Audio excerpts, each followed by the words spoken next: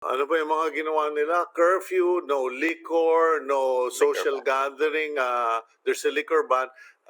If you go back and review your data, what were the impact of these restrictions? These will definitely help Sita, and we're hoping na it will definitely slow down the pandemic. We're Mhm. hoping na your reproduction number will decrease to right now 1.95. It may decrease to about 1.7 or 1.6, and then we'll have lower projections for that.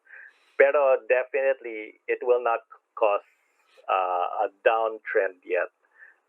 Alam natin from in the past na whenever we make major restrictions or impositions, hindi agad-agad bumababa yung cases. In fact, nung last August, when we implemented MECQ, August 4, it took us mga 27 days, almost 4 weeks, before we went on a downward trend.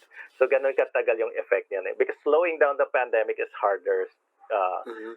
It's more difficult. Uh, and to reverse the trend is it will follow after you slow down the pandemic. So we are hoping that this will slow it down enough. Now we can prevent an MECQ. That's actually the optimistic viewpoint natin. And I'm holding hope that this can happen. And that's why we recommended certain ordinances or restrictions para we can slow down the pandemic enough that we can say now, oh, it's working. Maybe let's continue this, and then we may eventually see the downward trend.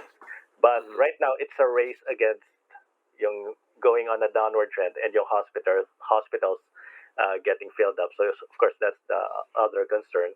So we hope na we can go on a downward trend before hospitals get filled. Yun naman yun. It's a race against time.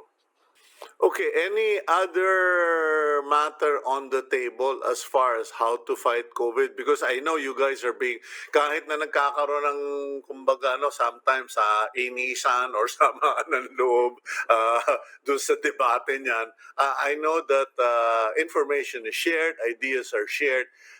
Any new ideas on the table? Right now, the local governments are doing what we expect them to do, given their capabilities and what their options are. So we're happy naman with the local government's response.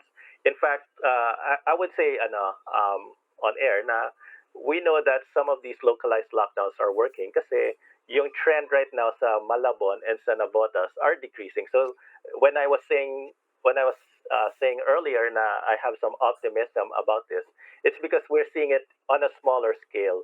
Na in Navotas and Malabon, they had Mm. localized lockdowns. The trend is actually slowing down there.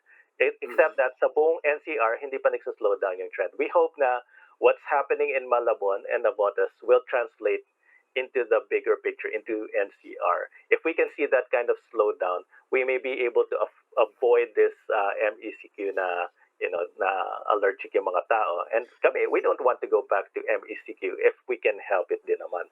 So we're not even suggesting this lockdown as a draconian measure. It's just a last resort tool Mm. to be used by the national government. Pero yun nga, like I said, we're somewhat optimistic na what we're seeing in Malabon and Navotas may translate to NCR. If that happens, yun nga, it would be a good it could be a good outcome for us.